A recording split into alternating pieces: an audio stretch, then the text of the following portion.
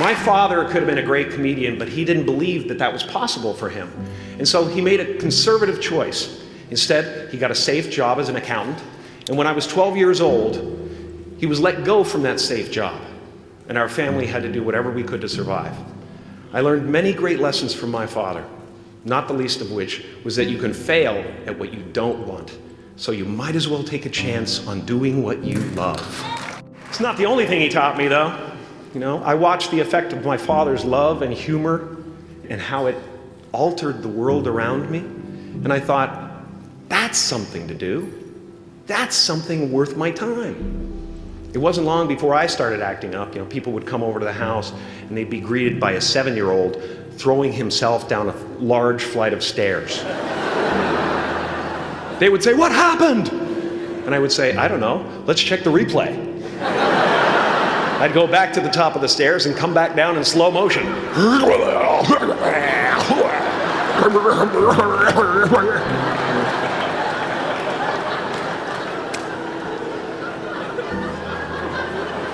It was a very strange household.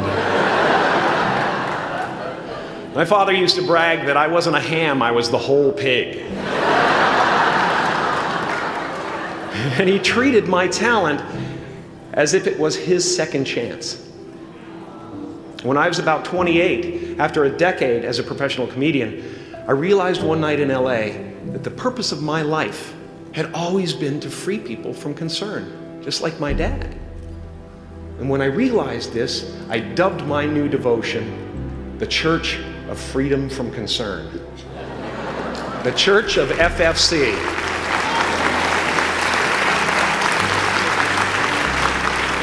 And I dedicated myself to that ministry. What's yours? How will you serve the world? What do they need that your talent can provide? That's all you have to figure out. As someone who's done what you're about to go and do, I can tell you from experience, the effect you have on others is the most valuable currency there is. Because everything you gain in life will rot and fall apart, and all that will be left of you is what was in your heart. My choosing to free people from concern got me to the top of a mountain. Look where I am. Look what I get to do. Everywhere I go. I'm going to get emotional because when I tap into this, it really is extraordinary to me. I did something that made people present their best selves to me wherever I go. I've often said that I wished people could realize all their dreams and wealth and fame, and so that they could see that it's not where you're going to find your sense of completion. Like many of you, I was concerned about going out into the world and doing something bigger than myself, until someone smarter than myself made me realize that there is nothing bigger than myself. Because life doesn't happen to you, it happens for you. How do I know this? I don't, but I'm making sound, and that's the important thing. That's what I'm here to do. Sometimes I think that's the only thing that's important, really, you know? It's just letting each other know we're here, reminding each other that we're part of a larger self. Your job is not to figure out how it's going to happen for you, but to open the door in your head, and when the door opens in real life, just walk through it. And don't worry if you miss your cue, because there's always doors opening. They keep opening. And when I say life doesn't happen to you, it happens for you, I really don't know if that's true. I'm just making a conscious choice to perceive challenges as something beneficial so that I can deal with them in the most productive way. You'll come up with your own style. That's part of the fun. Oh, and why not take a chance on faith as well? Not religion, but faith. Not hope, but faith. I don't believe in hope. Hope is a beggar. Hope walks through the fire and faith leaps over it.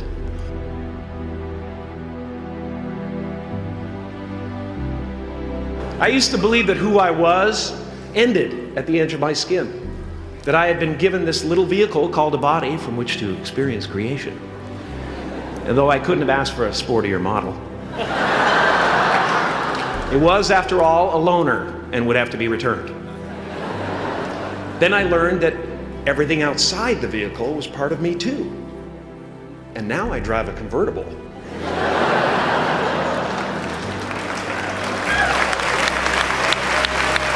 Yeah, man. Top down, wind in my hair. Woo! I am elated and truly excited to be present and fully connected to you at this important moment in your journey. I hope you're ready to open the roof and take it all in. You are the vanguard of knowledge and consciousness, a new wave in a vast ocean of possibilities. On the other side of that door, there's a world starving for new ideas, new leadership. I've been out there for 30 years. She's a wildcat. Oh, she'll rub up against your leg and purr until you pick her up and start petting her, and then out of nowhere, she'll swat you in the face. It can be rough out there, but that's okay, because there's soft serve ice cream with sprinkles. I guess that's what I'm really trying to say here today. Sometimes it's okay to eat your feelings. Now, fear is going to be a player in your life, but you get to decide how much. You can spend your whole life imagining ghosts, worrying about the pathway to the future, but all there will ever be is what's happening here, and the decisions we make in this moment, which are based in either love or fear. So many of us choose our path out of fear disguised as practicality. What we really want seems impossibly out of reach and ridiculous to expect, so we never dare to ask the universe for it. I'm saying I'm the proof that you can ask the universe for it. Please.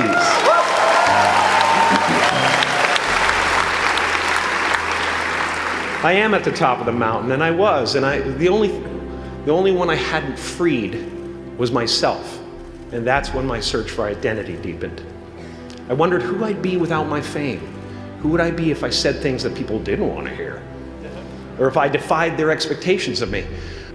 And that peace that we're after lies somewhere beyond personality, beyond the perception of others, beyond invention and disguise, even beyond effort itself. You can join the game, fight the wars, play with form all you want, but to find real peace, you have to let the armor go. Your need for acceptance can make you invisible in this world. Don't let anything stand in the way of the light that shines through this form. Risk being seen in all of your glory. My soul is not contained within the limits of my body. My body is contained within the limitlessness of my soul. Now I'm always at the beginning. I have a reset button, and I ride that button constantly. Once that button is functioning in your life, there's no story that the mind could create that will be as compelling. The imagination is always manufacturing scenarios, both good and bad, and the ego tries to keep you trapped in the multiplex of the mind.